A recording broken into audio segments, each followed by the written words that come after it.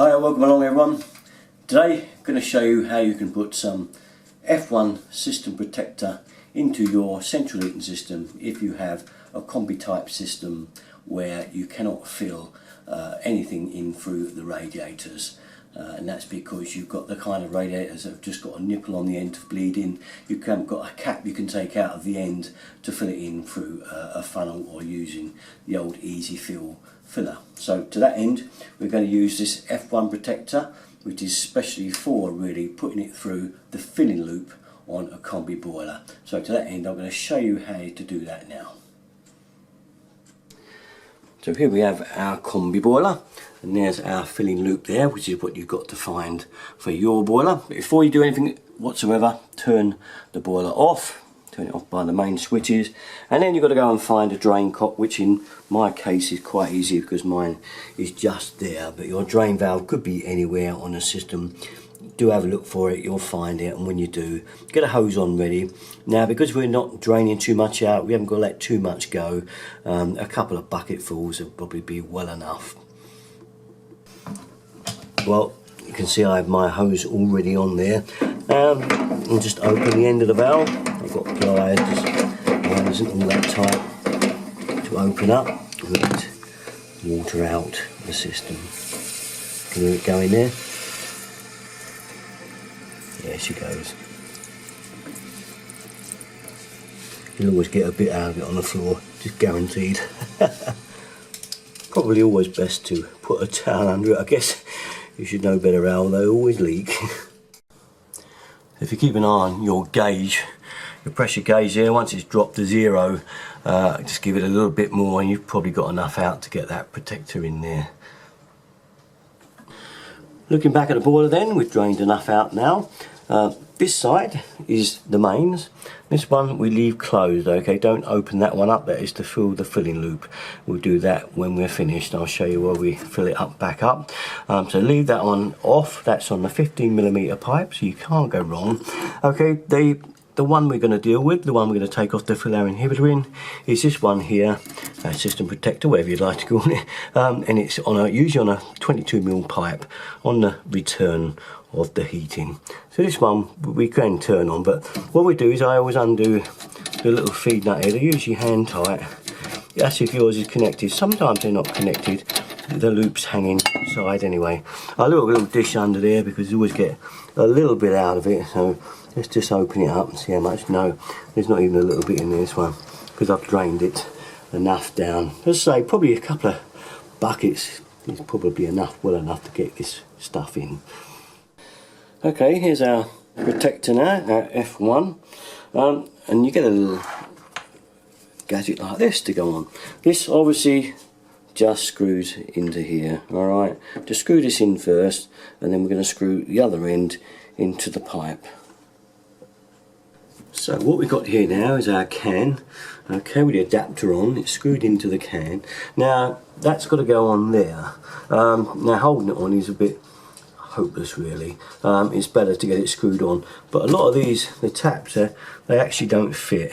It's a bit awkward, but if you can get the valve off itself, we can actually screw it into this union. So I'm going to take this valve off. Sorry about that, I'm missing the camera. Take that off because that's just going to be a hold on job there. I don't fancy that much, so I'm just going to rip that valve off. That thread should then fit. Sometimes this does fit straight on, and then it's okay, but I'm going to do it that way. Mine's a little bit tricky, but I've cracked it now with a spanner. Once you've done that, you should be able to just take it off easily like that. Okay, so there's my valve there now, and I'm doing that because this bottle is now going to screw onto this union there nice and easy. So I'll just put a camera down when I screw that on. So there we have it, ready to fire into our return pipe now. We've got a nice tight joint on there. You can see what I've done. I've took the tap off because this is a thread for 15mm, so the thread actually bolts up onto this, and we get a nice watertight seal. Get it right, Al, come on. Okay, get a nice watertight seal, so when we fire this in now, it'll all go straight through and not leak out of here if you're just holding it. But as I say, if you don't take that off, you can just hold it well in there. It will work in and go in the same. So anyway.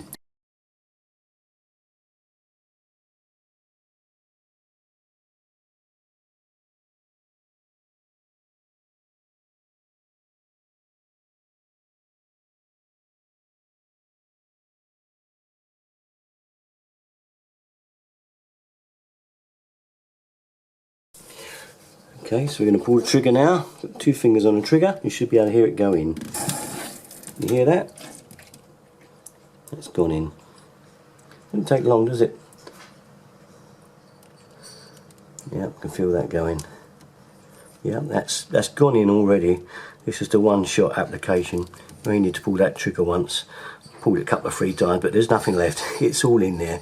Okay, so there's a really quick and easy way of getting this inhibitor and protector into your central heating system if you've got a Combi through the filling loop there.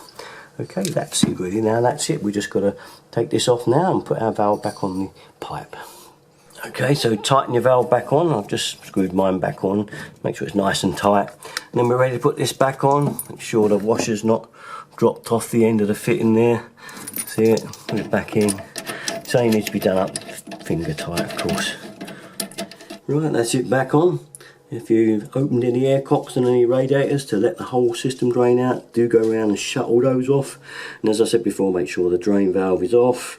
And once you're quite happy with that, we're ready to kind of start filling the system now. So we'll turn the main one on first. I like to do it that way around. Then we'll fill via this one. Okay, to keep an eye on the pressure gauge up there. We'll keep a close eye and then start the filling. You should hear it going in.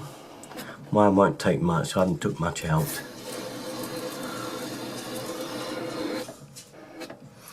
Okay, when you get up to about 1.5 bar, then start going around your radiators and bleeding them.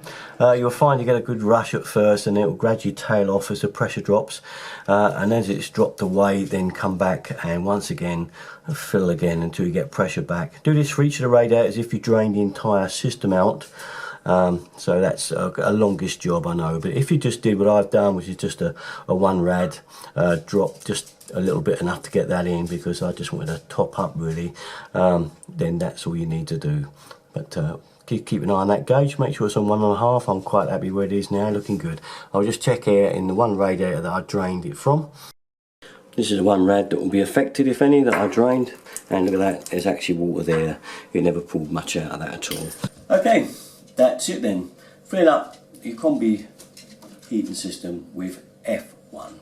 Easy, quick, and that's the idea of it. It costs a bit more money than using inhibitor in a bottle, and obviously then you can use Sentinel or any other make you want, Fernox or any of the other cheaper ones. It is cheaper doing it with the bottle, and I've got a video I've done just recently on doing it with a bottle, using a funnel and a bit of hose into the same system, so you'll get the idea that if you want to do it that way, it is a bit cheaper, but it is a bit messier probably than using this method. But these are a bit more expensive at nearly £25 a shot, so that is up to you. I'll give you the link for it anyway, and you can have a look at that video and see if you think you can manage that one alright. It's pretty easy again, and it gets you around getting the inhibitor into your central heating system. If you've got a Combi where you've got the rads have got no open at the end, you've only got bleed valves, so you can't fill it any inhibitor through the radiators. The idea, this gets you around that problem, alright, gets it into the system via the filling loop. Right, well, enough said from me. That's it until my next one. Thanks very much for watching, guys, and catch you next time. Oh, Derrickton33, don't forget, like and thumbs up. Thank you very much. Bye bye.